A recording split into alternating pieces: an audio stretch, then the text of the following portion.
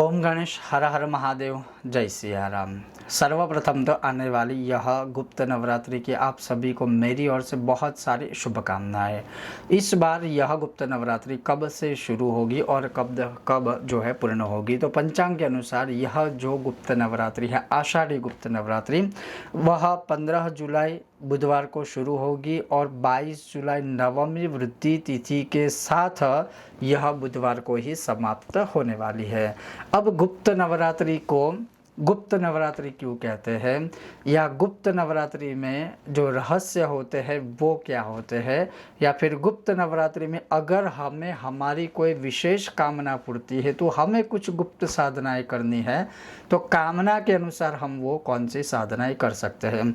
लेकिन सबसे पहला ये प्रश्न कि यह जो गुप्त नवरात्रि है, जो दो गुप्त नवरात्रि रहती है, एक माघ माह की रहती है और दूसरी जो है यह आषाढ़ माह की रहती है।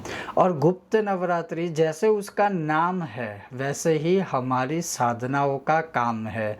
जैसे अगर हम आज के समय की बात करें तो गुप्त नवरात्रि में भी कई साधनाएं होती है जो गुप्त रखने के बावजूद भी सार्वजनिक होती है। लेकिन निजी तौर पर अगर आप कोई साधना करते हो तो उस साधना को सदैव गोपनीय अर्थात गुप्त ही रखनी चाहिए।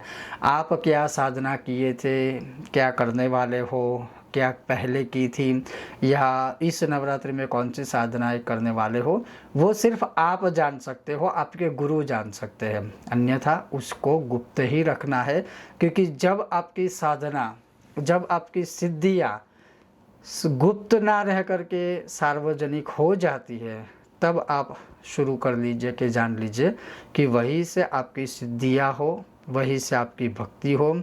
जो सारी चीज़ें अगर हम कहें कि बिन मांगा संकट या बिन मांगा दुख जो है वहीं से शुरू हो जाता है। तो मेरा सिर्फ कहने का तात्पर्य ये है कि गुप्त नवरात्रि में आप गुप्त साधनाएं कीजिए। जैसे कि अगर कोई विद्यार्थी है, उसको विद्या प्राप्त करनी है, तो उसके लिए इस गुप्त नवरात्रि में जो है दो साधनाएं मैं आपको बताऊंगा। जैसे पहली साधना है वो है भगवान गणपति की है, और वो साधना है अगर मंत्र के स्वरूप में हम कहें तो ओम गं गणपतये नमः। अगर स्तोत्र के स्वरूप में कहें तो सब जानते हैं कि विद्यार्थी लभते विद्याम, अर्थात जो संकट नाशन गणपति स्तोत्र है उसके जो है विद्यार्थी जो है विद्या प्राप्ति के लिए प्रतिदिन 9 के 9 दिन तिथि के अनुसार है वो पाठ करें। जैसे अगर आप माला जपते हो तो आप अपने को कितना समय मिल पा रहा है, आप कितना समय साधना में दे सकते हो, मैं ये बात कर रहा हूँ विद्यार्थियों के लिए। तो आप ज़्यादा नहीं तो कम से कम 11 माला का 9 दिनों तक संकल्प लीजिए, या फिर 9 दिनों में आप 108 माला कर देंगे, अर्थात 12 माला हर रोज़ करेंगे तो 108 हो जाएगी। अगर आप पाठ करना चाहते हो तो आप 1000 पाठ का अनुष्ठान भी ले सकते हो, या फिर प्रतिदिन जो है 16-16 पाठ का भी अनुष्ठान ले सकते हो। लेकिन ये दोनों में से मंत्र या तो स्तोत्र कोई भी अनुष्ठान ले, लेकिन संकल्प आपका एक ही होना चाहिए, सिर्फ विद्या और ज्ञान बुद्धि प्राप्ति हेतु। ये एक मैंने आपको उदाहरण दिया। अब मानिए कि कोई साधक है, अब हो सकता है कोई शिव भक्त है, हो सकता है कोई गणेश भक्त है, हो सकता है कोई नारायण भक्त है, हो सकता है कोई राम भक्त है, हो सकता है कोई कृष्ण भक्त है, हो सकता है कोई सूर्य भक्त है, हो सकता है कोई दुर्गा भक्त है।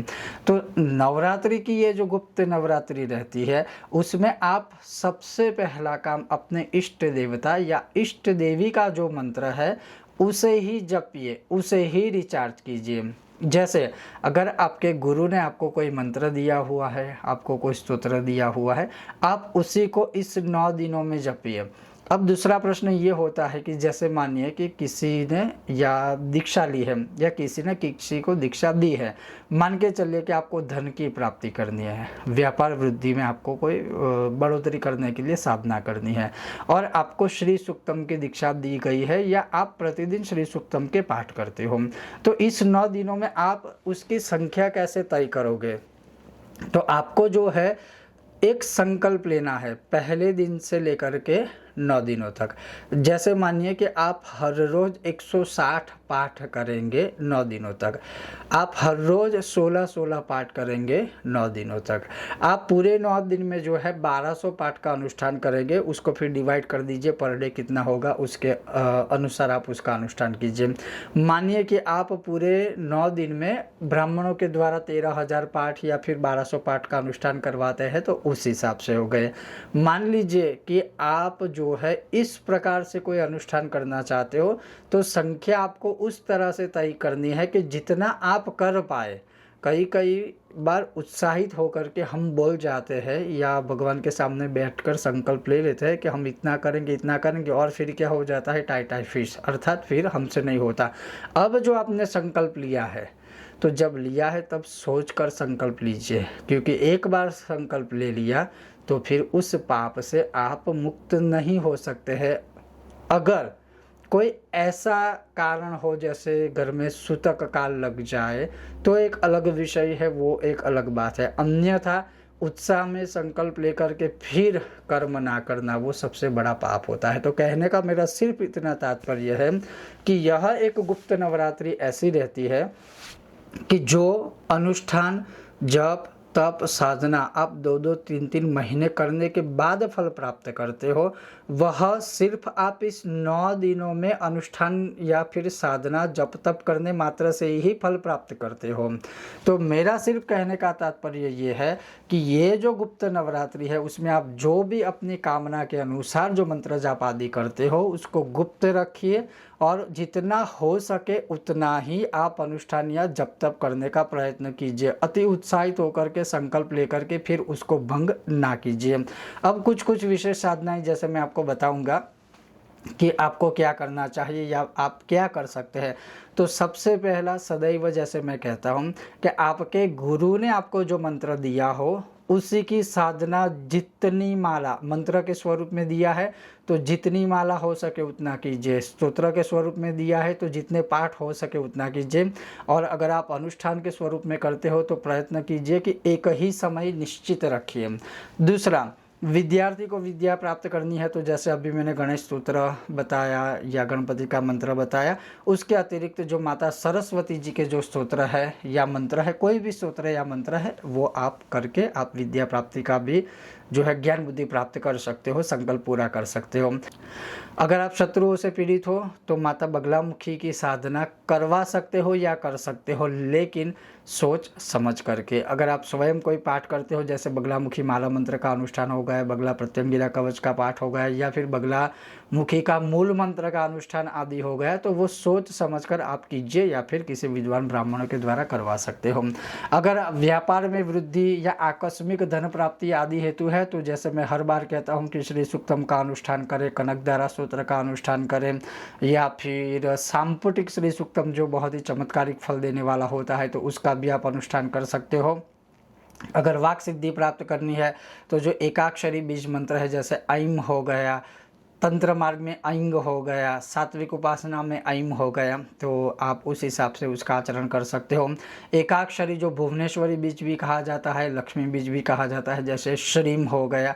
तो सिर्फ ये मेरा कहने का तात्पर्य है कि सबसे पहली प्रायोरिटी है आपके गुरु के द्वारा आपको जो मार्गदर्शन दिया जाए वो आप साधना करें। दूसरा, आप अपने इष्ट देवता की साधना कर सकते हो। आपके जो इष्ट देवता या देवी है उनके जो मंत्र या स्तोत्र है उनकी साधना कीजिए। तीसरा है कुल देवी की उपासना कर सकते हो, कुल देवी या कुल देवता आपके जो है उनकी साधना आप कर सकते हो। चौथी जो साधना रहती है जो आप अपनी कामना के अनुसार, विशेष कामना के अनुसार या कोई आपकी स्पेशल प्रायोरिटी है कि आपको बहुत जल्द से जल्द ये कार्य करना है तो उस हिसाब से साधना आप कर सकते हो इस गुप्त नवरात्रि के अंदर। कोई भी साधना जब आपको ऐसा लगे कि हम नहीं कर पाएंगे तो आप किसी विद्वान ब्राह्मणों के द्वारा कीजिए, लेकिन एक नियम गुप्त नवरात्रि में रखिए कि आप कोई ना कोई नाम स्मरण करें, जप स्मरण करें, स्तोत्र पाठ करें, लेकिन कहीं ना कहीं किसी भी प्रकार से आध्यात्मिक मार्ग में अपनी भक्ति को, अपने आप को कहीं ना कहीं ये जो है ऊर्जा को रिचार्ज करने का प्रयत्न करना चाहिए।